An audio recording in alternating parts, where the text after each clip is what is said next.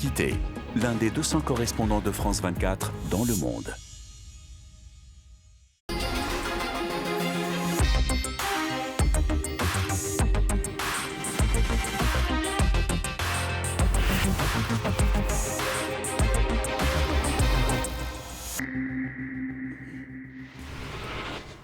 C'est l'heure de politique en partenariat avec Slate.fr et son cofondateur et ancien directeur du Monde, Jean-Marie Colombani. Bonsoir à vous. Bonsoir Roselyne. Alors la France a un Premier ministre, mais pas encore de gouvernement. Michel Barnier prend son temps, mais assure que tout sera prêt pour la semaine prochaine. En visite aux journées parlementaires des Républicains en Savoie, le chef du futur gouvernement avance pas à pas, visiblement sans précipitation, avec la prudence d'un montagnard qui scrute le sommet. Je suis un montagnard, c'est un pas après l'autre. En faisant attention, on met les pieds. Et donc je vais constituer le gouvernement la semaine prochaine, avec des ministres sérieux, et un gouvernement qui sera équilibré, représentatif, pluriel. Chacun aura sa place. Et puis après, il y aura du travail pour tout le monde. Beaucoup de travail, beaucoup de ténacité, beaucoup de courage. Emmanuel Macron a dit qu'il serait un président qui préside et non un président qui gouverne. Michel Barnier aura-t-il les mains libres ou sera-t-il en délicatesse avec ce président comme ce dernier l'a été avec tous les autres ? Ce gouvernement sera-t-il de droite ou pluriel, comme Michel Barnier le promet ? Et qu'est-ce que cela veut dire ? On en parle avec nos invités. Bruno Jeudi, bonsoir. Vous êtes directeur de la Tribune Dimanche. Roland Querol, bonsoir à vous. Bonsoir. Politologue et directeur associé à Sciences Po. Et Catherine Tricot, bonsoir à vous. Bonsoir. Directrice de la revue Regard. Et en fin d'émission, Véronique Reissoul nous rejoindra pour la politique sur les réseaux. Je m'adresse au journaliste le plus renseigné de Paris, Bruno. À quoi faut-il s'attendre parce que dans le fond... Est-ce que nous aurons un gouvernement, Roselyne ? Non, ça il l'a dit la semaine... Vous le croyez ? Je ne suis pas si certain que ça, moi. Vous voyez ? Okay. Voilà. Je dirais plutôt entre la fin de semaine prochaine et peut-être le début de la semaine suivante. D'accord. Parce qu'une fois qu'il va vraiment mettre les mains dedans, c'est-à-dire qu'il va commencer à chercher les équilibres, chercher les personnalités, qu'il va devoir retourner chez le président de la République, qui lui laisse les mains libres jusqu'à ce qu'il discute du ministre des Armées et du ministre des Affaires étrangères, vous allez vite voir que entre la moitié de semaine, la fin de semaine, c'est dans le meilleur des cas.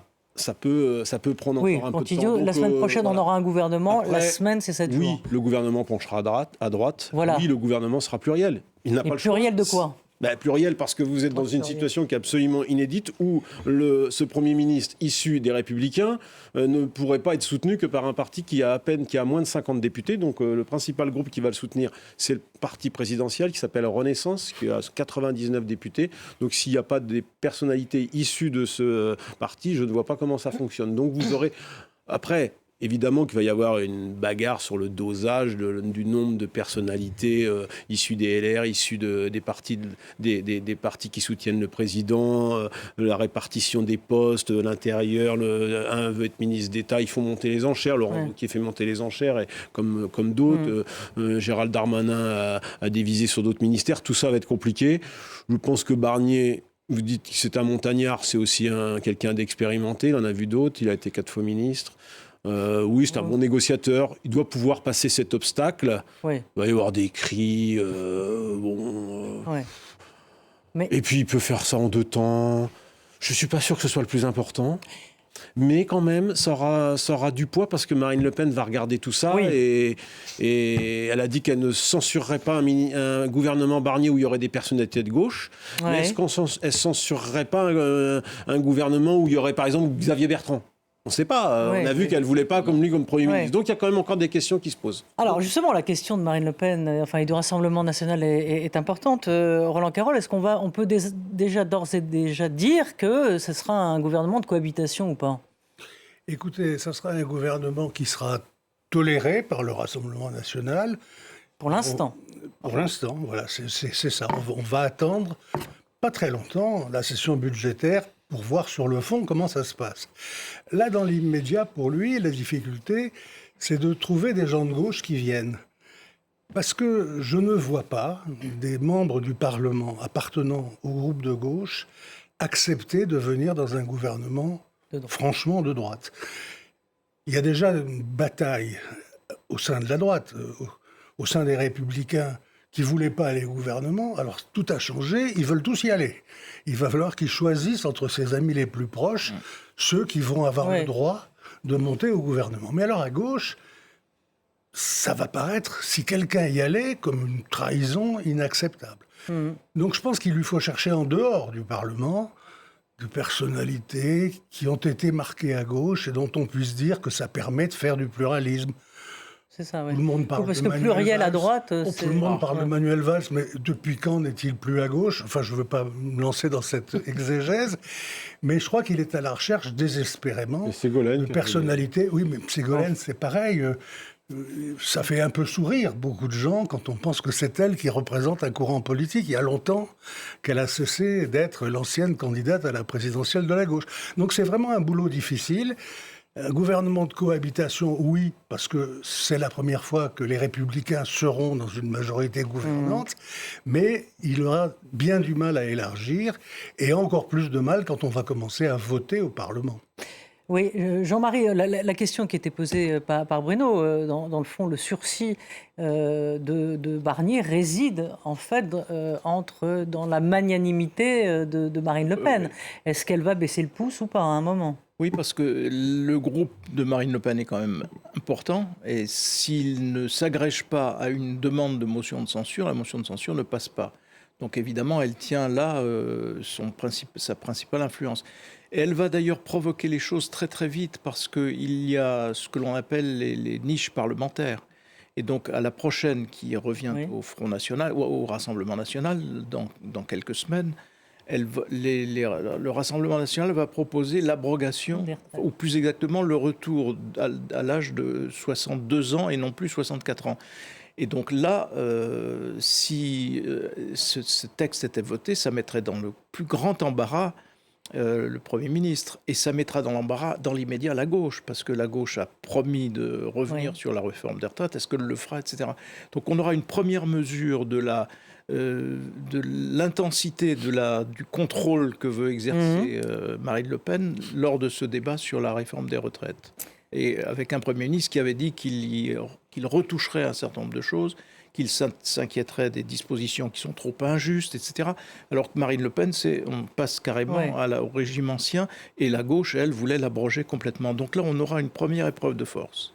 Et Catherine, est-ce que, dans le fond, le NPF, en tout cas le Parti Socialiste, a-t-il raté l'occasion, en disant non à tous les noms, excepté celui de Lucie Castet, d'empêcher effectivement Cazeneuve d'être le Premier ministre ? Alors, est-ce que ça n'a pas arrangé, dans le fond, Emmanuel Macron, qui ne voulait pas toucher à ses retraites ? Mais, comme le dit Jean-Marie, peut-être qu'il y aura des aménagements.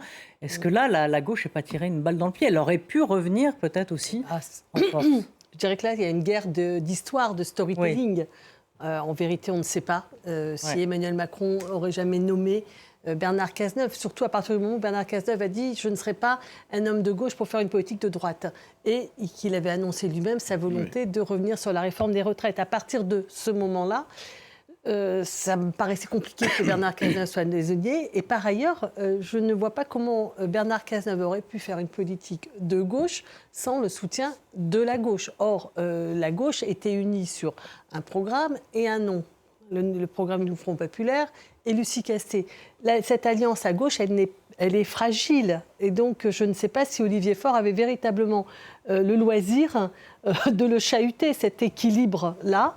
Donc, je pense que Bernard Cazeneuve n'aurait pas eu de soutien politique s'il était allé contre les 4 partis qui forment le nouveau Front Populaire. Du coup, il se serait trouvé dans la situation que vous énonciez tout à l'heure, c'est d'être une personnalité certes de la gauche, mais n'ayant pas de poids politique. C'est-à-dire qu'en fait, ça ressemble un peu à du débauchage individuel. Donc ça ne marche pas. Ouais. Et je pense que c'est... Je ne sais pas, mais Bernier, quand il cherche des personnalités de gauche, il ne trouvera pas mieux que des individus. Mais des individus dans un gouvernement de droite, ça ne fait rien. On l'a vu au moment de Sarkozy. Il y a la ressource aussi des élus de terrain. Parce qu'une des forces de la gauche, c'est précisément son implantation sur le terrain, notamment pour le Parti Socialiste. Et là, vous avez des gens qui sont de bons gestionnaires et qui peuvent se trouver en accord sur un certain nombre de points avec Michel Barnier, qui lui-même vient du terrain. Donc c'est aussi une possibilité. Mais cela dit, c'est un peu théorique puisque oui, ceux qui très sont théorique, connus mais ont dit non. Bien Oui. sûr, mais Carole Delga a dit non, par peut-être y exemple. aura-t-il personne de gauche, hormis en effet, on l'évoquait tout dans à ce l'heure, cas, on ne pourra Manuel pas parler Valls de ou Ségolène gouvernement Royal. pluriel. Hein. Mais cela dit, c'est quand même une situation extravagante qu'on est en train de vivre, parce que la Ve République était quelque chose d'assez simple, d'assez bien balisé. Il y avait un président élu, les Français lui donnaient une majorité absolue pour gouverner, et quand cette majorité était battue, c'était l'opposition qui venait au gouvernement, et il y avait cohabitation.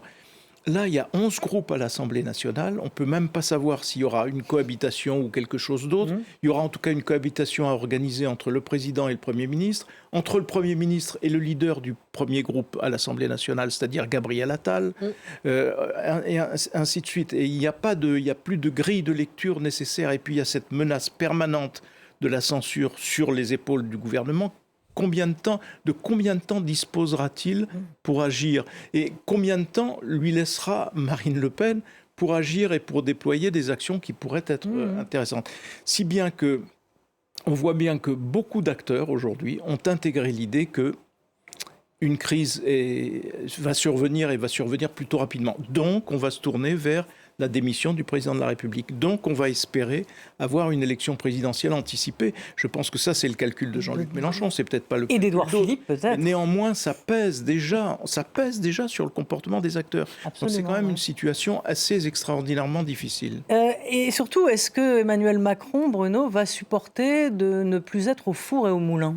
C'est ce qu'il dit. Alors, oui. C'est ce qu'il dit. Il dit qu'il va changer, il va devoir se réinventer, il va devoir devenir un président plus en position d'arbitre. Il nous a fait le coup plein de fois. Hein. Alors on verra, il a quand même donné des premiers signes, hein, puisque Alexis Kohler a arrêté le principe. Le secrétaire général de l'Élysée, oui. Le secrétaire général de l'Élysée, ils ont arrêté le principe des conseillers partagés entre Matignon et l'Élysée, qu'il n'y a plus de déjeuner commun entre le secrétaire général et le directeur de cabinet.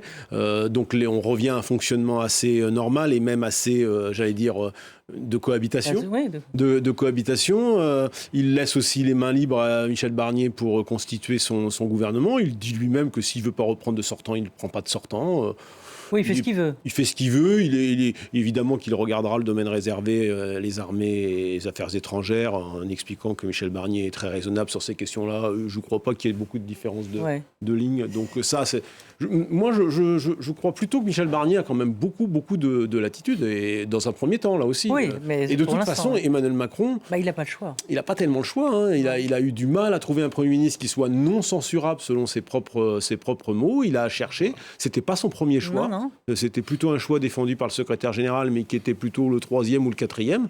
Et une fois qu'il s'est trouvé bloqué avec l'hypothèse Cazeneuve, puis l'hypothèse Xavier Bertrand, qui était sans doute celle qui avait le plus sa préférence, eh bien, il s'est résigné à nommer Michel Barnier.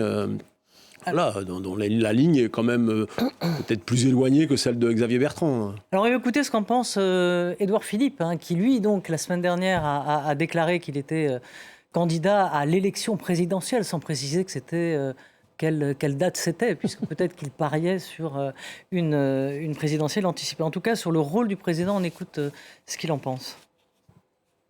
Présider sous la Ve République, c'est pas inaugurer les chrysanthèmes, mais c'est pas gouverner. Voilà. Et donc, il faut que le président préside, que le gouvernement gouverne. Michel Barnier a parfaitement raison de souligner cette nécessité, et je le soutiens totalement dans cette lecture. Il parle d'expérience, Roland ? Oui, il parle d'expérience parce qu'il a été Premier ministre et ça ne s'est pas bien terminé à cause des relations personnelles qu'il n'avait ou qu'il n'avait plus avec le président de la République.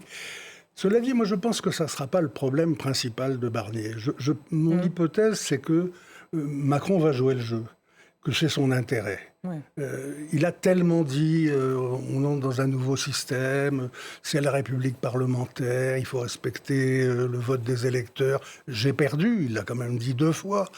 Donc je crois qu'il ne cherchera pas tellement de poux dans la tête de son Premier ministre, en tout cas dans les premières semaines, voire les premiers mois. Je crois que le véritable problème de Barnier, c'est le Parlement, qui est quand même un endroit assez bizarre à voir vivre en ce moment, parce que tous ces députés, ils ont le sentiment qu'ils sont députés en sursis, que ça va se terminer dans l'année qui vient, soit il y aura des crises à répétition, soit de toute façon, il y aura une nouvelle dissolution en septembre prochain. Et donc, quand on est sur un siège éjectable, d'abord, ça explique pourquoi il y en a beaucoup qui ne tiennent pas beaucoup à aller au gouvernement, parce que c'est un CDD dont la durée n'est même pas fixée, et qu'avoir été dans ce gouvernement-là, ça ne sera pas sur un CV brillantissime. Et puis, parce que la vocation d'un député, c'est d'être réélu. Et pour être réélu, il ne faut pas prendre de risques. Il faut être fidèle, bien sûr, à ce qu'on a promis aux électeurs, c'est ce qui nous explique, mais être fidèle aussi à ce qui permet le plus la réélection. Donc, les gens qui espèrent une fracture au sein du nouveau Front populaire, ils se trompent. Il ne peut pas y en avoir. Ils sont tenus, non pas par la promesse donnée, non pas par un amour ardent, mais par cette nécessité. On a été élus ensemble. On dépend de ceux avec qui on est. Le Parti socialiste dépend de LFI, il dépend de cette alliance. Un jour, peut-être, ça sera différent, mais dans la situation actuelle, c'est bloqué.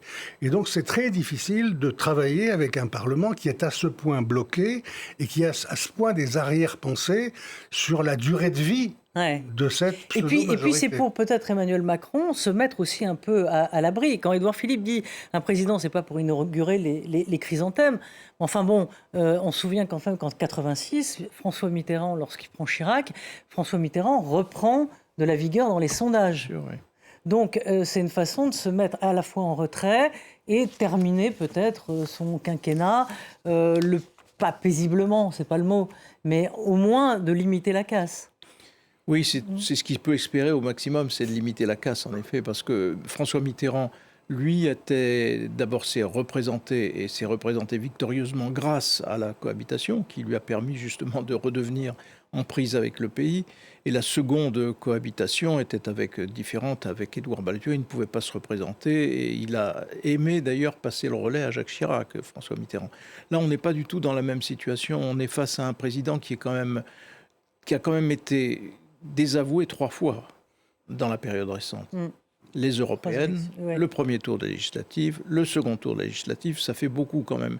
Et donc, imaginons qu'il redevienne un tant soit peu, entre guillemets, populaire. Oui, certes, mais après, c'est plus là que ça se joue, quoi. C'est vraiment, comme le disait Roland tout à l'heure, c'est à l'Assemblée, entre le gouvernement et l'Assemblée et les groupes de l'Assemblée. C'est vrai. Et après, ce qu'il y a, c'est que l'opinion peut faire barrage à une pression qui serait trop forte et qui tendrait à le faire démissionner. Ça, oui, il peut reconstituer un bouclier là-dessus. Ça, c'est incontestable. Mais voilà, mais c'est guère plus.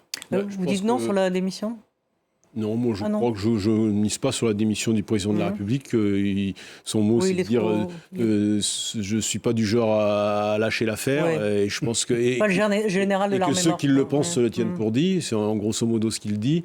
Non, moi je crois que Michel Barnier, pour pouvoir, entre guillemets, survivre face à un Parlement extrêmement compliqué, comme ça a été décrit par Roland, il va devoir jouer aussi l'opinion.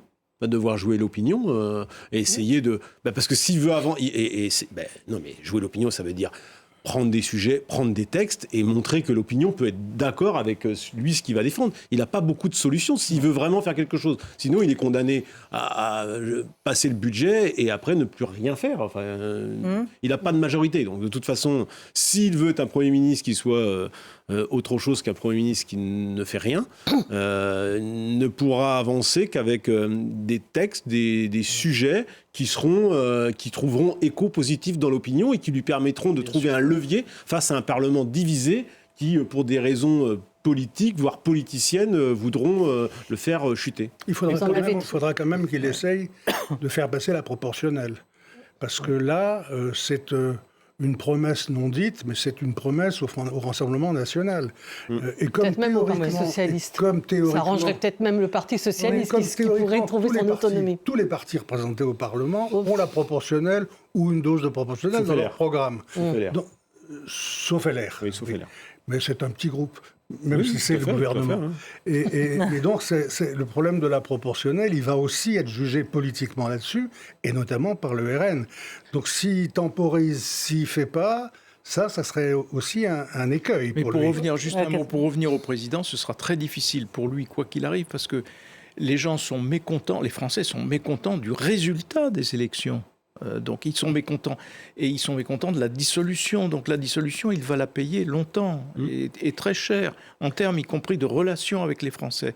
Je ne vois pas comment il peut renouer un fil durable avec les Français. Sauf s'il arrive à s'en sortir et que... Je parle de président. Hein. Oui, je parle de Macron. Hein. Oui, moi, de toute façon, il ne se représente pas. Donc. Oui, je pense que ça va être compliqué pour le président, mais moi, j'aimerais bien que, Bruno, vous puissiez nous donner 4 sujets sur lesquels le Premier ministre est capable de faire un consensus dans l'opinion publique, parce qu'en fait, il arrivera avec un budget qui ne va probablement pas satisfaire grand monde. Quand il est allé à l'hôpital, enfin, les échos qu'on a des soignants... comment ils ont reçu le discours du Premier ministre qui est venu à l'hôpital en disant « on peut faire mieux, on peut surtout faire des économies ». Comment vous dire, ça a été c'était très mitigé quand même, l'accueil du discours du Premier ministre à l'hôpital. Et pour ce qui concerne le corps enseignant, ils attendent quand même d'avoir des profs devant les élèves et puis qu'on revoie un certain nombre de choses comme par exemple le choc des savoirs, etc. Donc il y a une somme de mécontentement.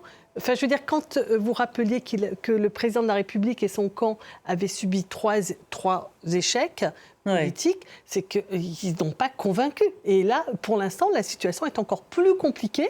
Et je ne vois pas, en dehors peut-être de la fin de vie, sur lequel il peut y avoir un certain consensus, mais même, par exemple, le sujet des EHPAD, c'était hier, il y avait une réunion de tous les dirigeants des EHPAD qui se penchaient sur le problème très très compliqué du financement des EHPAD.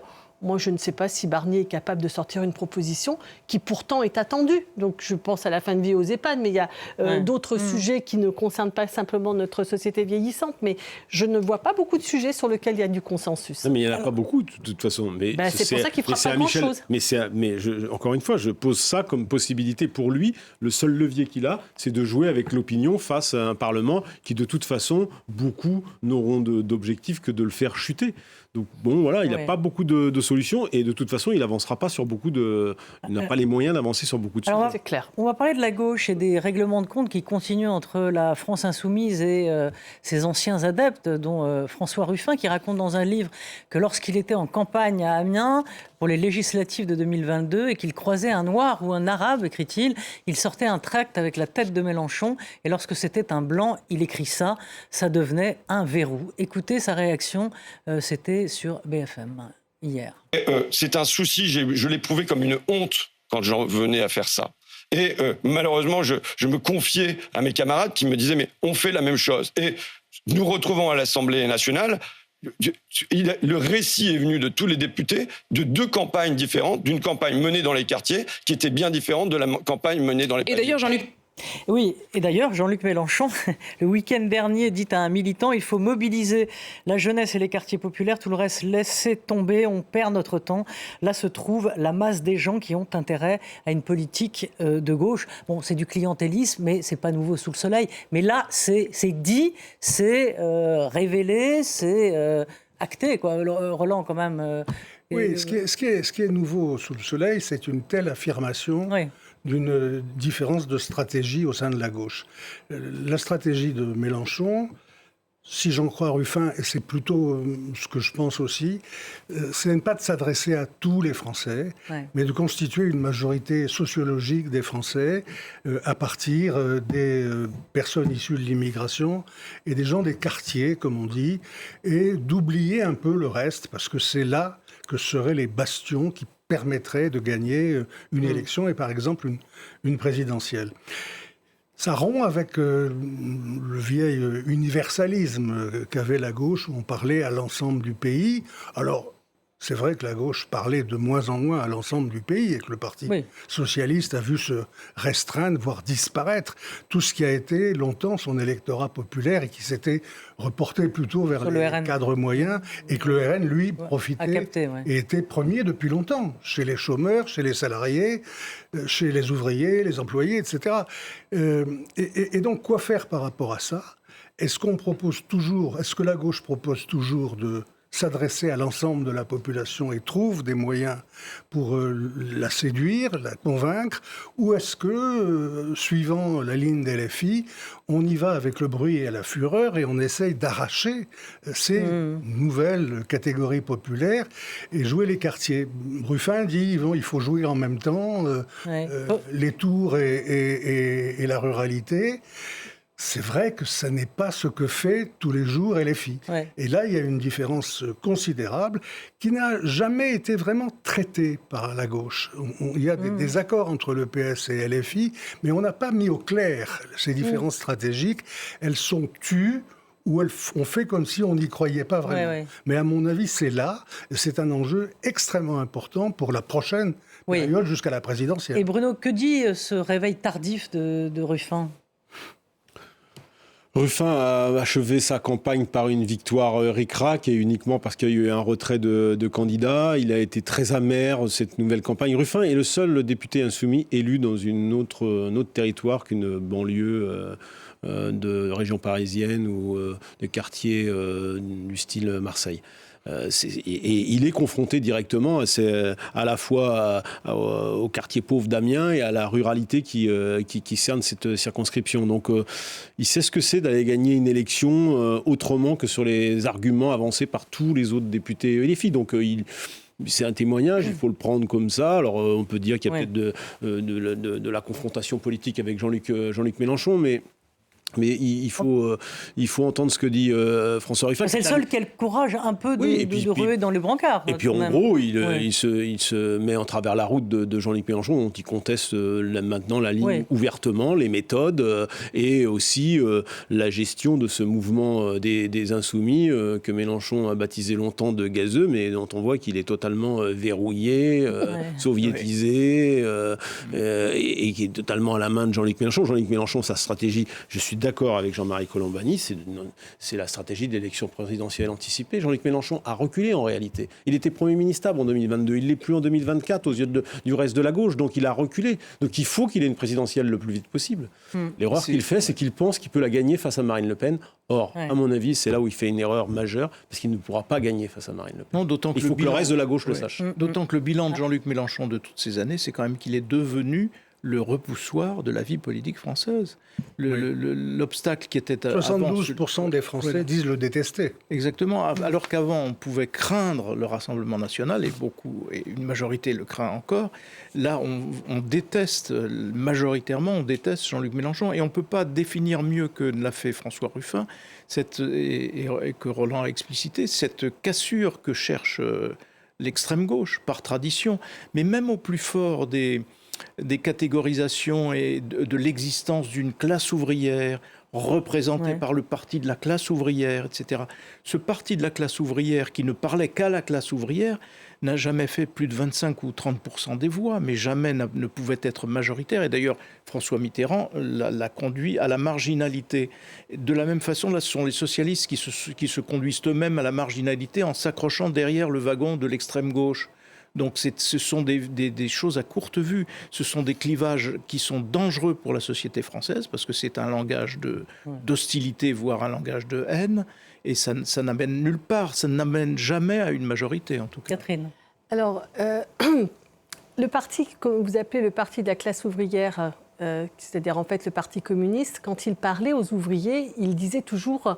Il parlait aux ouvriers en leur disant « vous allez libérer toute la société ». C'est-à-dire qu'en fait, il y avait toujours... l'avant-garde. Non, pas seulement. Ça relève plutôt de la pensée de Marx, qui dit en fait que les ouvriers, en se libérant de leur chaîne, libèrent... C'est ce que disait Roland sur l'universalisme de la gauche. Absolument, c'est ça que je veux dire. Et je crois que c'est avec ça que François Ruffin cherche à renouer. Absolument. Quand moi, je suis allée à Iflix Secours écouter son discours, et son discours était empreint de cette référence à la dignité ouvrière, populaire, etc. Donc il cherche à exprimer cela. Ce que je veux dire, c'est deux choses. C'est que ce que dit François Ruffin, moi qui le suis d'assez près, je regarde à peu près tout ce qu'il écrit, tout ce qu'il dit, ça fait longtemps qu'il le dit. Mais ça n'était pas entendu. Et ce qu'il a dit hier à BFM, il ne s'est pas étendu. Mais il a parlé du climat de peur qu'il y a dans la France insoumise. C'est-à-dire qu'en fait, là, François Ruffin... Oui, d'où son courage, quand même. Oui, Absolument. François Ruffin a cassé les chaînes. C'est-à-dire que là, alors, ça sort comme ça peut. C'est un homme assez seul, François Ruffin. Il n'a pas de parti, il n'a pas de... Parce que Picardie debout, c'est sympathique. Fakir, c'est très sympathique. Mais enfin, tout ça, ça fait ni un parti, ni un grand journal. Donc, il est un homme assez seul, assez courageux. Et puis, il aime bien, d'ailleurs, être, je veux dire, le petit reporter. Enfin, je veux dire, il cultive aussi sa solitude. Puis en politique, il faut tuer le père. Exactement. Et donc là, il est parti pour tuer le père. Alors, en fait, avec la raison que vous avez énoncée l'un et l'autre, c'est qu'en fait, je pense que François Ruffin, d'abord, ressent la menace de l'extrême droite et sait que Jean-Luc Mélenchon ne peut pas être une solution face à Marine Le Pen. Donc, il pense qu'il faut en faire une. Alors, il est peut-être cette solution-là, mais en tout cas, il ne faut pas que ce soit Jean-Luc Mélenchon. Donc, il a un acte extrêmement fort contre Jean-Luc Mélenchon et il met sur la place publique ce débat politique qui est la gauche doit-elle choisir ses segments ou doit-elle retrouver un discours qui est pour le tout de la société française. Et François Ruffin ne cesse de dire il faut qu'on parle à tous et qu'on calme le jeu et qu'on rassemble, etc. Pardonnez-moi, je voulais dire un mot quand même, il nous reste peu de temps. Jean-Marie, vous allez nous éclairer sur le rapport de Mario Draghi, l'ex-président de la Banque Centrale Européenne, qui a remis un rapport inquiétant sur la compétitivité. Il recommande un investissement additionnel de 800 milliards d'euros dans l'économie pour l'Union, à mettre dans l'Union, pour éviter le déclin. Selon lui, on doit vraiment s'inquiéter pour notre survie. En clair, il faut investir et innover face à la Chine et aux États-Unis. Ce rapport va-t-il et doit-il être entendu ou mis en œuvre ou va-t-il finir dans un placard ? Vous avez tout résumé. Oui, mais enfin, moi j'ai résumé Mario Draghi, il faut rappeler qu'il a déjà sauvé rapport. l'Europe. Il a déjà sauvé l'Europe quand il était à la tête de la Banque Centrale Européenne. Il a aussi sauvé l'Italie, parce que quand Mme Meloni a été élue, c'est lui qui a guidé les pas de Mme Meloni vers l'Europe, et non pas vers les chimères qu'elle proposait pendant sa campagne électorale. Et là, il s'inquiète évidemment du décrochage économique et social, et en termes de prospérité, entre les Européens et les Américains. Décrochage qui fait qu'il y a 20 ans, le revenu moyen d'un Américain était égal au revenu moyen d'un Européen et qu'aujourd'hui, la distance est de l'ordre de 15 ou 20 points. Donc il y a un décrochage de l'Europe et qui renvoie à un décrochage industriel, technologique. Donc lui dit, il faut à nouveau un vrai sursaut et ce sursaut doit nous permettre de tout miser sur l'innovation. Parce que l'innovation n'est pas assez présente dans l'Europe. Et donc il chiffre à 800 milliards d'euros la nécessité d'investir toutes tendances confondues, tout pays européen confondu, ce qui est une technique qui a déjà permis à l'Europe de sortir de la crise du Covid. Donc c'est pour la même somme, à peu près. C'est une technique éprouvée et simplement, il essaye de réveiller un peu Ce qui est désastreux, c'est qu'en France, vous en avez entendu parler, vous, de ce rapport ? Justement, non, c'est pour ça que je vous pose la question. De ce rapport et de se saisir de ce débat. À aucun moment, donc on est enfermé dans une espèce de... Voilà, c'est toujours la même chose. Je pense qu'on est dans une crise politique ici, donc c'est difficile. Certes, mais Jean-Marie, il y a aussi un autre souci par rapport au rapport Draghi, c'est que vous avez la situation allemande. Voilà, donc j'allais y venir. Compliquée parce que justement, les Allemands ne sont pas forcément sur le chemin d'un plan d'investissement. La difficulté, c'est qu'il y a en Allemagne une coalition qui est brinque-ballante et qui est inapte pour le moment à enfourcher ce combat. Ce serait quand même bien que les hommes ou les femmes politiques s'en saisissent et le lisent déjà. Il y a plein de choses, il est très long, il est tous très les secteurs, intéressant. secteur par secteur. Et quand même, les mots de innovation et décarbonation sont explicités d'une façon assez rare dans la politique, avec des chiffres qui montrent d'ailleurs que l'Europe existe assez fortement économiquement. Il y a aussi des très bons chiffres pour l'Europe dans le rapport Draghi. Mais sur l'innovation et la décarbonation, je crois qu'il y a là des pistes extrêmement intéressantes et très fouillées. Donc il faut lire le rapport. Je peux dire juste un mot. C'est juste que ça contredit aussi un tout petit peu le débat qui domine de réduire. Voilà. On est confronté au problème avec l'Allemagne, mais aussi réduire les déficits. Réduire les déficits, absolument. Donc c'est tout ça. Oui, mais c'est ça. La France est en souffrance aussi de ce point de vue. Oui, mais là c'est emprunté pour faire de la croissance, donc de la compétitivité, donc c'est pas tellement de discours qu'on entend actuellement. Non, c'est vrai. Merci. On accueille Véronique Reissoult.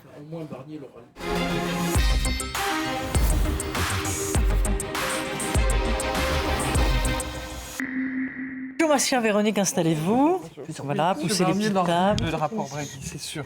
Pardon ? Regardez les 47. Barnier va forcément lire. Oui, ben, on espère.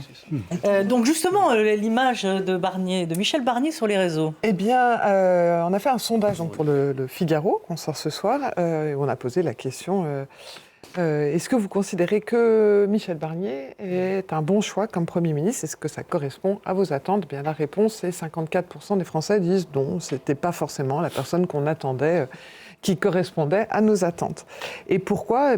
Particulièrement parce que quand on leur demande quelle est la politique qu'il va mener d'après vous, pour 71% des Français, il va mener une politique de droite, pour toutes les raisons que vous avez évoquées avant.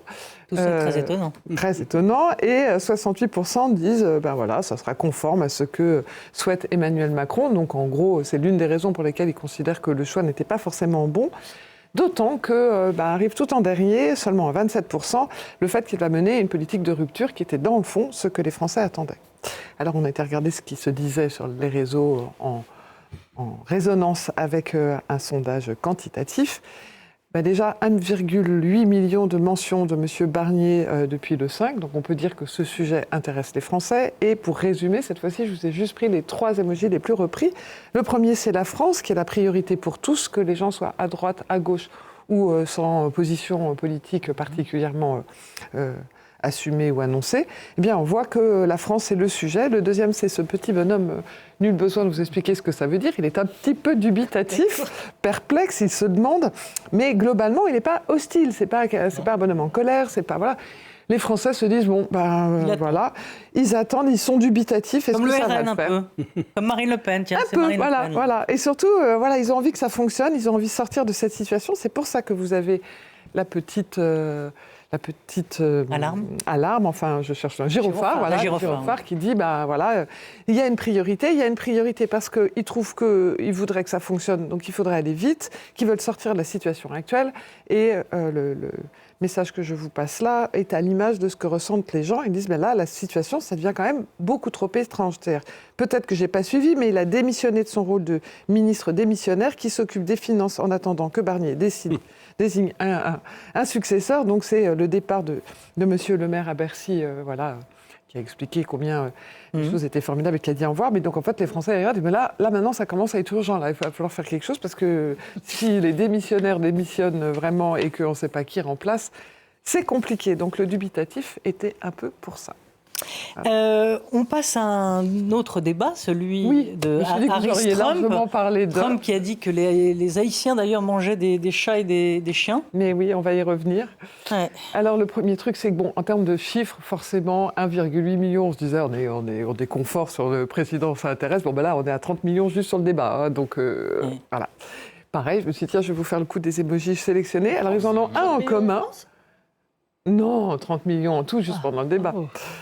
C'est pas énorme à l'image du nombre d'habitants. Habituellement, sur les débats, la dernière fois avec Hillary Clinton, on était plutôt aux alentours de 50 millions. Mais bon. Ouais. Après, vous avez le cœur, mais il y avait beaucoup de républicains qui boycottaient au regard de la chaîne où ça se passait. Voilà. D'accord. Donc le cœur, c'était en commun pour tout le monde, parce qu'en gros, les fans et les soutiens sont restés fans et soutiens, quel que soit le sujet. Du côté Trump, vous avez beaucoup de personnes qui rigolent en se moquant de lui, mais pas que, qui se moquent aussi globalement de la situation.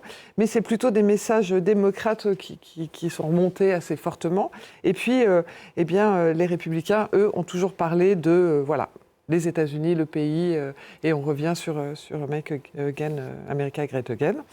Et puis pour Kamala Harris, c'est le personnage qui lutte, qui dit elle a gagné, c'est la victoire, elle a mis le feu. Enfin voilà, c'était plutôt positif. Au point où d'ailleurs, quand on regarde les punchs qu'elle a sortis derrière en ligne, et globalement les sondages qui disent qu'elle a été plutôt gagnante, on voit que vous avez Donald Trump s'est fait virer par 81 millions de personnes. Typiquement une punch un peu forte et qui a fait réagir. On voit 10 millions de vues. Près de 11 millions de vues, on se dit, oui, c'est pas mal, elle a gagné et elle a un style qui imprime. Mais vous venez de me parler, très chère Roselyne, des chats, regardez ce que ça donne quand le camp adverse répond.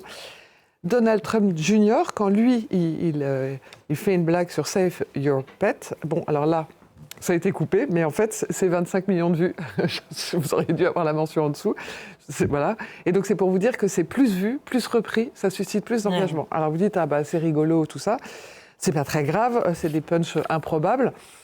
Oui et non. Alors je vous rappelle juste cette histoire de chat, c'est que pendant le débat, il a expliqué que les immigrés mangeaient des chats, et en particulier les Haïtiens. Bon, nul besoin de vous dire que c'est une fake news, mais voilà, ça a été dit. Et on peut se dire, dans le fond, c'est une fake news et c'est pas vrai, et il raconte n'importe quoi. Oui, et non. Parce que regardez, la fameuse Taylor Swift, qui a donc annoncé qu'elle le soutient, qui a plus de 284 000 followers. Alors je vous passe tout le truc, je vais voter pour elle, elle est formidable. C'est quoi l'image qu'elle a mis ? D'un chat, oui. C'est elle avec un chat, et on est en train de partir dans une espèce de truc de je te dis que voilà. Et donc les gens se sont dit, en fait, elle le soutient, donc il raconte ça. Et donc, voilà. Et donc en fait, ce qui nous semble ici improbable, un débat qui n'aurait pas lieu, est-ce qu'on imaginerait... Sauf que Taylor Swift, elle prend un chat parce que le colistier de Donald Trump a attaqué elle-même et d'autres femmes sur le fait que c'était des mémères à chat. Des mémés à chat et ainsi de suite. Donc c'était un propos parfaitement sexiste. Mais je suis d'accord, mais c'est juste pour vous dire que... Donc elle a voulu y réagir de cette façon. Elle y réagit, mais comme à côté, vous avez Trump qui dit « voilà, je vous sauve des migrants qui mangent les chats », en fait, une espèce de truc qui est complètement décalé, et on se dit ça peut pas prendre, mais en fait les soutiens c'est dévié, quoi. Le racisme et le sexisme. Oui, il fait tout en même temps, mais il fait des combos magnifiques, mais ça plaît. On reste aux États-Unis avec les commémorations du 11 septembre. Voilà, c'était hier, et je voulais juste vous dire, alors j'ai pris des messages français, mais les États-Unis, évidemment, c'était une journée d'émotion importante. Alors toujours le rappel d'eux, et comme c'est fini, je vous montre, 23 ans déjà, ne jamais oublier, et une très jolie citation de M. Dormession qui a été reprise avec, vous voyez, les tours jumelles aujourd'hui, elles n'existent plus, et qui dit « il y a quelque chose de plus fort que la mort, c'est la présence des absents dans la mémoire des vivants », et donc ça a été très repris, et c'est vrai que cette image des deux faisceaux qui remplacent les Twin Towers, c'est quelque chose de toujours aussi émouvant. Voilà. Merci ma chère Véronique, merci à tous de nous avoir éclairés sur ces analyses politiques. Et merci à Flore Simon et à toute l'équipe technique. À très vite.